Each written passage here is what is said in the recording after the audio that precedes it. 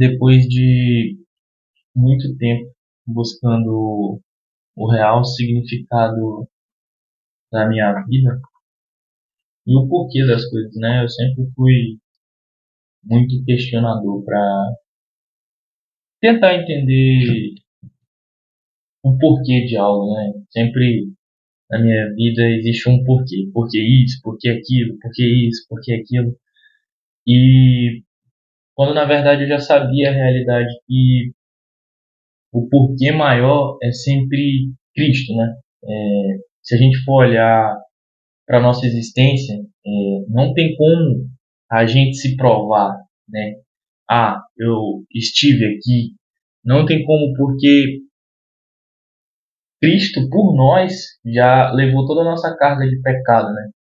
Então, é até que ele venha, até quando ele quiser que o porquê dele seja explicado, até quando ele queira que a sabedoria dele, que está aqui preservada na palavra dele e não nossa, se cumpra e se perpetue pelo resto da eternidade.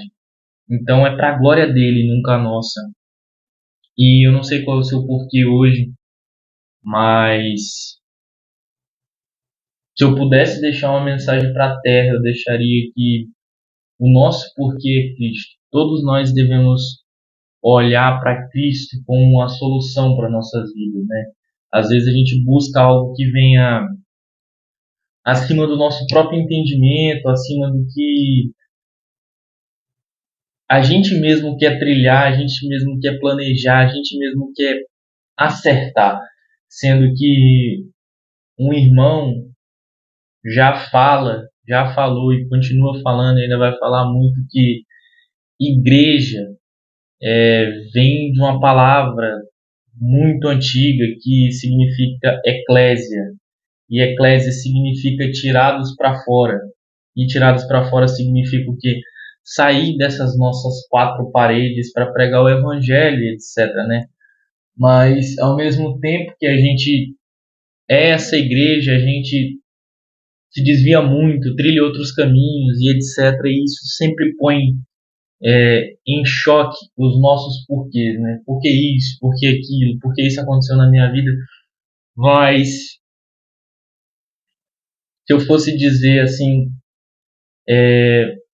qual o significado da vida, né? Muitos não teriam resposta. Qual o significado da vida? O que é a vida, né? Porque se você for parar para pensar, acaba a tua existência, porque é simples. Deus é. Você tem que existir com falhas, com acertos, com erros, com glórias e etc. Sempre há um propósito maior que é a glória dele. Então não tem como você parar para esperar algo mudar ou alguma temporada mudar. Você tem que mudar para que a verdade dele se perpetue pela face da terra, né? Porque é muito complicado a gente falar de algo tão grande que é a sabedoria divina, que os olhos humanos não são capazes de enxergar.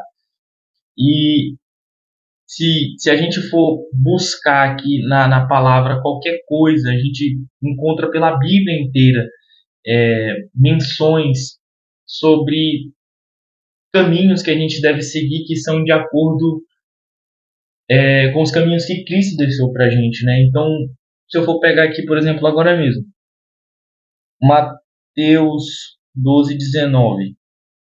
Não discutirá, nem gritará, ninguém ouvirá sua voz nas ruas. Se você for parar para pensar nesse exato momento,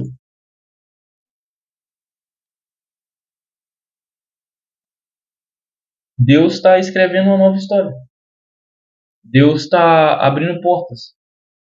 Deus, em algum lugar da terra, está crescendo mais, está ministrando mais, está entregando mais. E é engraçado que isso me revela que Deus é um Deus ordeiro e de boa fé. Por quê? Ele quer organização na casa dele. E qual é a casa dele? Somos nós que somos templos e morada do Espírito Santo. Então, a gente sempre vai buscar um porquê, sendo que o porquê é ele, é Cristo. Não tem como a gente chegar e falar, é, essa parede eu vou construir diferente, isso eu vou construir assim. Não tem, sendo que as quatro paredes, o território, tudo aqui é dele. É difícil a gente mensurar o que é a imensidão de Deus. A gente pode simplesmente falar: eu creio, acredito no Senhor e sei que Ele virá, que a glória é dele. E assim olhar e crer que Ele é maior e acabou. E assim como eu percebi isso, eu te convido hoje a você buscar mais de Deus. E isso, que essa mensagem fique até para mim, você entregar mais sua vida para Deus. Às vezes não é tão fácil. Tem muitas provações, tem muitos desertos, tem muitas vitórias, tem muitos acertos, muitos erros, mas Deus sempre reescreve histórias. E se a gente for ver isso, cara, Deus é muito maior do que os nossos próprios limites, né?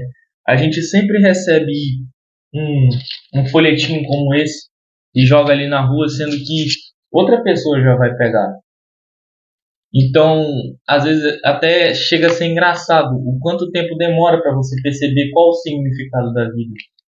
Sendo que o significado da vida é Cristo. Não tem como olhar para outro lugar. Se você pegar aqui e ler isso aqui, é memórias e partes do que Cristo deixou na terra. Está escrito. Então, se a gente for pegar aqui qualquer parte, já está escrito isso. Enquanto, cadê o exemplo do chamado de Mateus, vamos supor, né? Que está em Mateus 9:9. Saindo Jesus, viu um homem chamado Mateus, sentado na coleteria, e disse-lhe: siga-me. Mateus levantou-se e o seguiu. Estando Jesus em casa, foram comer com ele e seus discípulos, muitos, publicanos e pecadores. Vendo isso, os fariseus perguntaram aos discípulos dele: por que o mestre de vocês come com publicanos e pecadores? Ouvindo isso, Jesus disse: não são os que têm saúde que precisam de médico, mas sim os doentes. Vão aprender o que significa isso. Desejo misericórdia, não sacrifício, pois eu não vim chamar justos, mas pecadores. Então o que a gente tem que entender é que o reino de Deus ele se manifesta de várias formas. E simplificando tudo isso, ele escreve a história nossa. Toda vez que a gente decide voltar para o jardim dele, toda vez que a gente decide entregar a vida mais para ele, não para a nossa própria glória. Então, se agora a gente fosse falar muita coisa sobre o que Deus quer para a vida de cada um, não daria para mensurar. Deus, ele já planejou, ele já escreveu, ele sabe qual é o seu propósito na terra.